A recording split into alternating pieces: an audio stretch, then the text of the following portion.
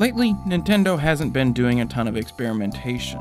Every once in a while, something great like Splatoon gets thrown out there, but for the last few years, they've been sticking to their established franchises for the most part, pumping out new Mario and Zelda games to help bolster their financial prospects. But back in the GameCube days, Nintendo was still very much interested in experimentation, both with their traditionally popular franchises, as well as through the creation of brand new ones.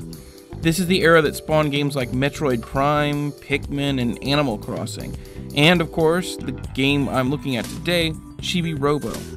It's not exactly an easy game to explain. Much like a number of the more experimental games coming out of Japan during the time period, Chibi-Robo takes a surrealist approach to its story, visuals, and gameplay.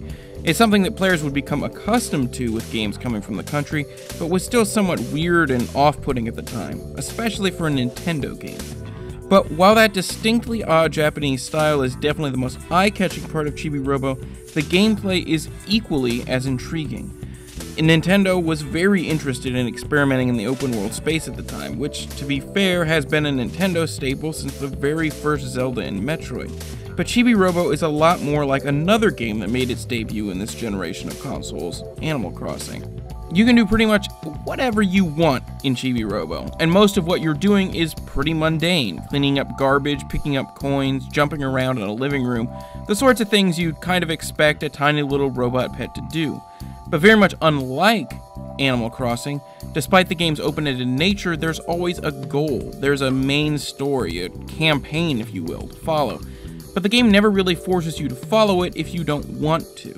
There is a day-night cycle, so you do have a limiting factor to what you can achieve during each part of the day, which means you can't always get exactly where you want to go. It makes it difficult to achieve everything you want to do at once. Or if you need to progress the story, you can't just do it all in one go. But the variations that time of day brings to the game's different locations also make it much more interesting to explore, as you discover new things depending on the time of day and the other characters present. Ultimately, Chibi-Robo is going to appeal to the same sort of people that an Animal Crossing game might.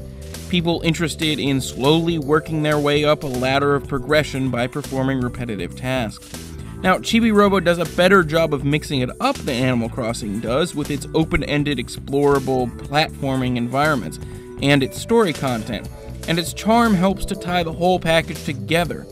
But if you don't like doing similar tasks over and over, this game will infuriate you, no matter the other trappings it might have. Every Monday, I look at a game that's at least 10 years old, and see if it's held up today, if it's still worth playing now. If you like that idea, be sure to subscribe so you can see the latest videos. If you like this video in particular, be sure to hit that like button, and thanks for watching.